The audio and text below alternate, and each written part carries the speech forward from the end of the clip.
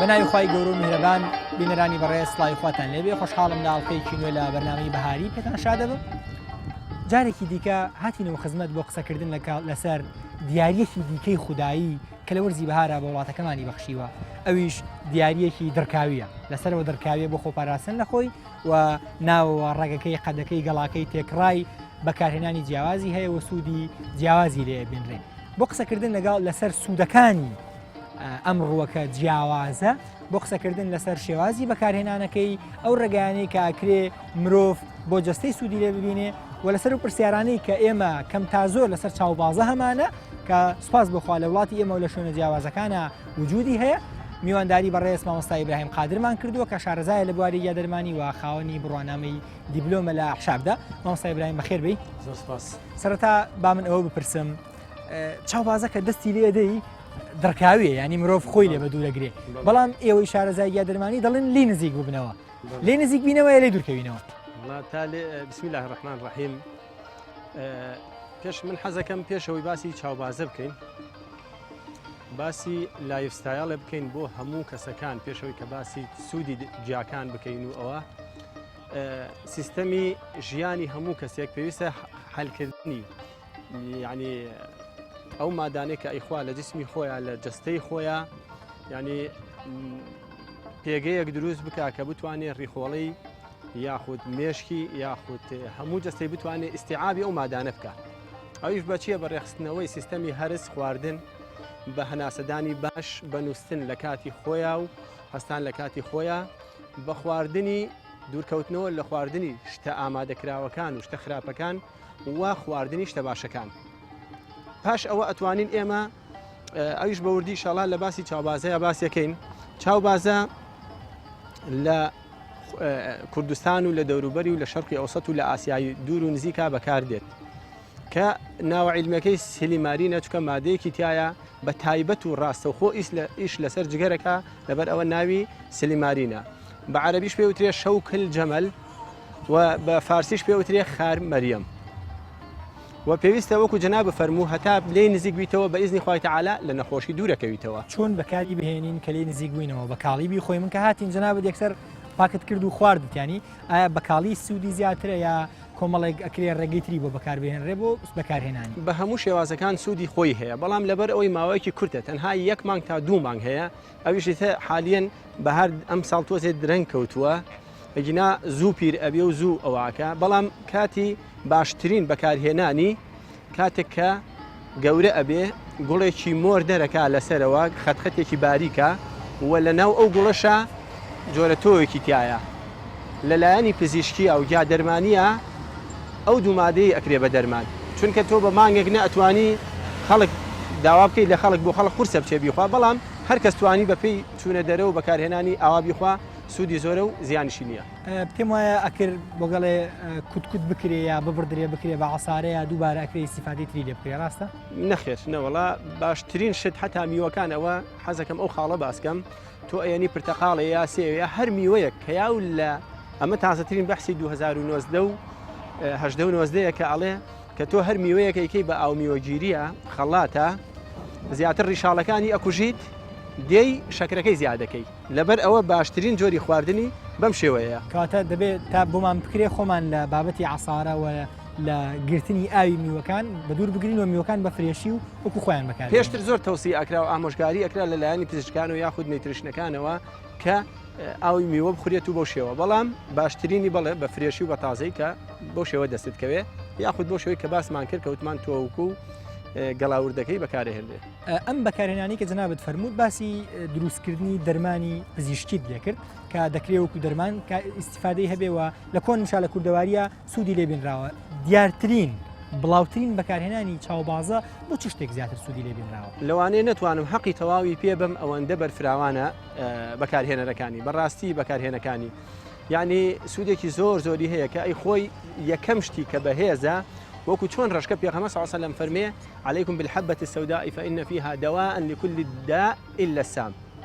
جگە لە مردن نەبێ بۆ هەموو شتێ باشە. ئەماش یەکێک لە هۆکارەکانی باشی ڕشکە ئەوەیە کە سیستەمی بەرگری لەش ڕێکە خاتەوە. ئەمیش بە هەمان شێوە مەناعە بەهێزەکە، بەرگری لەش بەهێزەکە و مەناعە ڕێکە خاتەوە. بەمەش دێت سەرەتا باشترین و گەورەترین جیهازی ئێمە پێش پێست عفو دوای پێست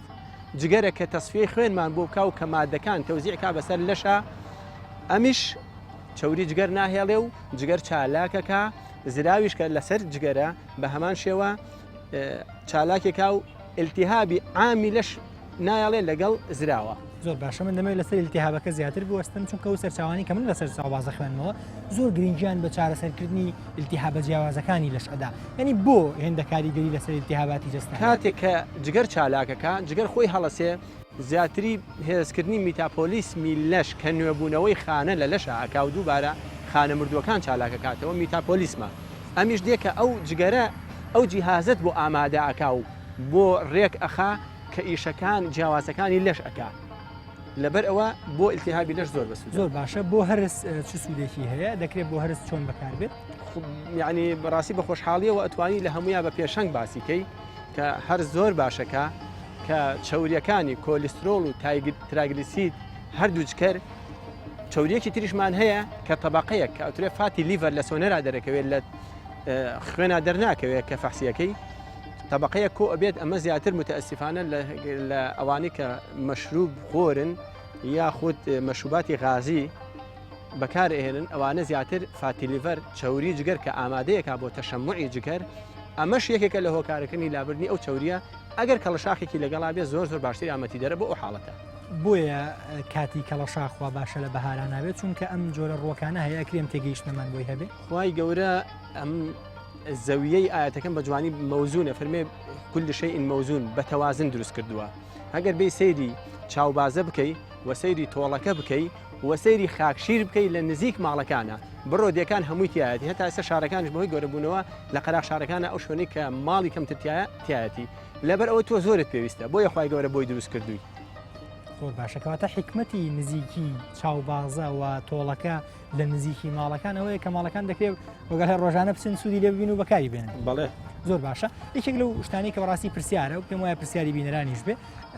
دەڵێن عادەتی ئاژەڵان دوو لە ڕووی بینەران جنابیشت جاری وایە بۆ نەساگ نزیکی ئەبێتەوە ئەم نزیکبوونەوەی ئاژەڵانە لە چاوبازە یا لە هەر گیایەکی دیکەی بەهاری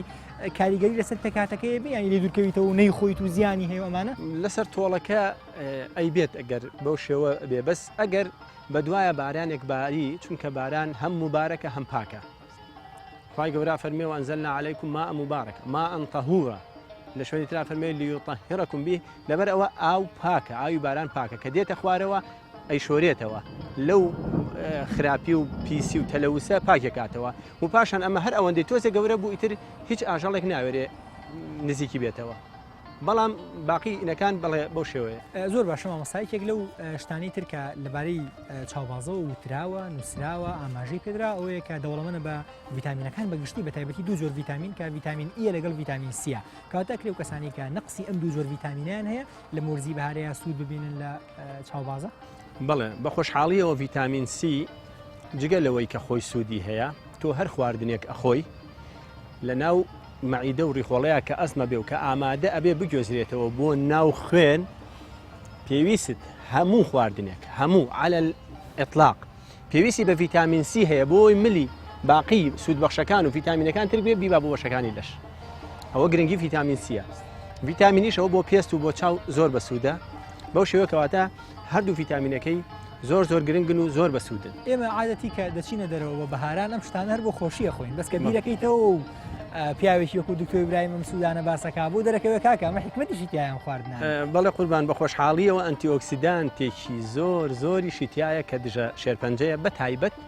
شێرپەنجەی جگەر مەسەلەن تۆوی کەتانێنی دژی شێرپەنجەی مەمکە بەعام دژە ئەنتیۆکسیدانتە یعنی ئەتوانێت پێشگیری سەرەتان بکە نەک عیلاجی بکە. پێشگیری یعنی ئەگەر کەسی احتیمالی توشبوونی هەبێ مەمخوا دوورترەکەوێتەوە لە احتیمالەکەی وەکو وتیشمان باشترین خواردنی تۆوەکەیت و گەڵامۆرەکەی کە لە ئەخیرا نزیکی مانگی 8 بۆ 9 تا ئەو کاتە ئەمێنێ و پیرە بێ بەپێی بەهاری چاش ئەکرێ ئیسفادەی لێ بەڵێ ئاسڵن تۆوەکەی وەکو چا بڵێ توانی زۆر ئیسفادەی لێ بکەی گەڵاکەی گەڵاوردەکەی تۆوەکەش ئەتوانێت بەهارڕێ یا بکەیتە کەپسولەوە یاخود لەگەڵ ماستا یاخود لەگەڵ هەر مادەیەکی ترش بۆیە ئەڵم لەگەڵ ماستا چونکە ماستیش لەگەڵ سرکەیە ئەو دوو مادە ئەکتیڤ پرۆبایۆتیک کە بەکتریا زیندەکانی ناو لەش تایەتی و کە زۆر بەسوودە ئەتوانێت هەم لەگەڵ یا باشتر لەش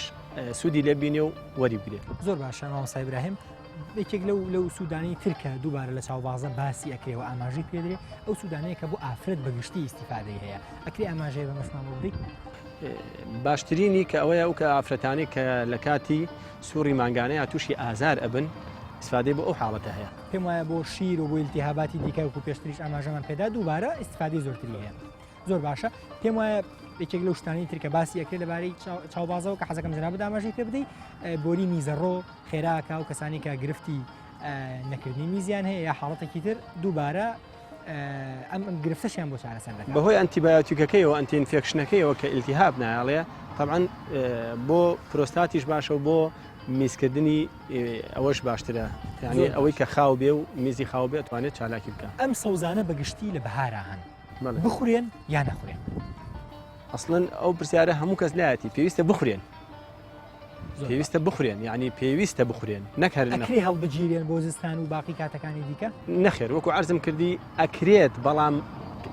قیمەی غیزائیەکەی کەمتر ئەبێتەوە بەس کە وتمان تۆکە و دووبارە و سێبارە ئێڵێمەوە تۆکە و گەڵاوردەکەی نەخێر ئەتوانی وەکو ئەو چاوبازی کە ئێسای خۆی بگرە سوودەکەی لەوا کۆ بۆتەوە خی گەورە لە تۆکە کۆی کردێتەوە بۆچی دووبارە لەسەر ئەو تۆوە کە بە پاییزە ئەیبات و با ئەیبا لە شوێنیکەیە سەوز ئەبێتەوە لەسەر ئەوە جیناتەکەی خۆی ئەپارێت و دووبارە سەوز ئەبێتەوە. زۆر باشە مامۆستا حەزەکەم وەکو دیارێکی ئێمە چەند تۆ خۆت هەڵکێشاوە بەس بە دەست بکەین و بە خواردنی دەردیاڵێ بۆ ئەوی بینەران بزانن شێوازی خواردنەکەی عادەتی بۆ هەڵکێشانیشی کرێ بە دەست هەڵکێشرێ تۆزێ ئاگاداریەوێ تۆزێ درکی هەیە پێویستە بە ئاگاداریەوە هەر شتێکیش بە درک و هیلاکی بوو بزانە سوودی لە بێدرکەکان زیاترە.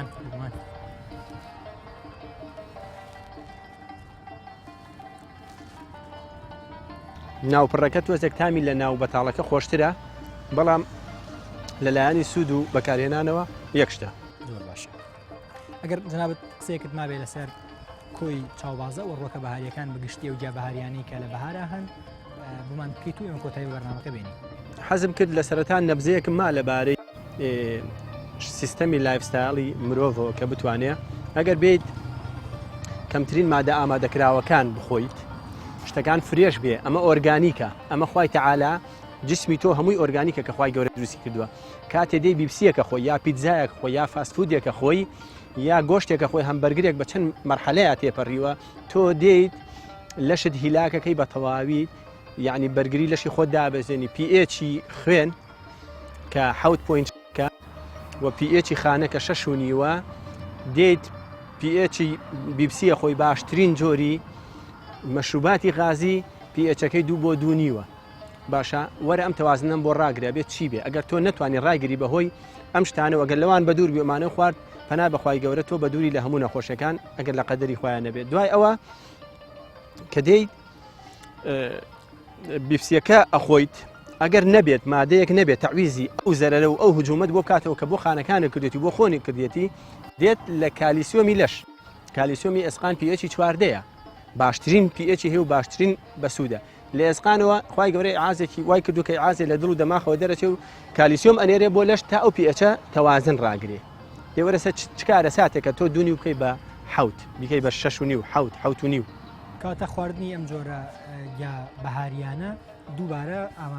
ئەوگەڵێ ئامادەکاری دەکات بۆ ڕاگررتنی تەوازنی جەستە بەڵێ ڕیفرێشکردنی لەش و میتاپۆلیسم و بەهێزکردنی خانە و بۆ شتە تا پرسیارم با بکەم بەمە کێنەی خوات ئەو نە شتێک نییە مادەیەکی وابێت کە زۆر ئەو بێ بەڵام بە شێوەی کەکرا بە شێوەی دەرمان ئەو کەسەی کە ئەسپرینە خوانەخۆشی دڵی هەیە ئەسپرینی خواردووە لەو کاتە باشترە بە شێوەی دەرمان نەیخوا بەم شێوە کاریگەرێکی وای نییە چونکە ئاوشتەکانی مادەی زۆری تایە کاتێککە وشکەکرێتەوە هەرچەنە ئەمە وشک ناکەینەوە گیاکانی تر بەعام جامان هەیە لە سان نەوەتی تۆ کە وشکیەکەیتەوە ئاوەکەی نامێنێ مادەکەی مڕەکەز دەبێت تەرکیزی زیاترە بێ کە کرا بە پاودەر و بێژرایەوە قووەتی هێزی زیاترە بێت لەو کاتاکە ئەو کەسێ ئەسپرین یا ئەستامینۆفین کە بۆ هەڵامەت و شت بەکاردێ و ئەسپرین بۆ خوێن خەسی و دشە جەڵدەکان و کەسانی کە جەڵدەی دڵ دەماخ لەیانەیە ئەو ڕۆژی کە ئەوەی خواردووە تا 2 ڕۆژ نەیخوا باشە. زۆر سپاس مامۆستا ئیبراهیم قادر شارەزا لە بواری یادەرمانی و خاوەنی ڕۆنامەی دیپلۆم لە بواری ئەحشابدا. سپاس بۆ جەنابشت. بەڕێزان بەم شێوازە و بەم جۆرە هاتینە کۆتایی ئەڵقەی ئەم جارەی بەرنامەی بەهاری تاوەکو ئەڵقەیەکی دیکە و قسەکردن لەسەر ڕۆکێکی دیکە و بە زانستی باسکردنی یەکێکی دیکە لە مەکانی بەهار لە وڵاتی کوردستانە لێنەوە خزمەتتان خاتان.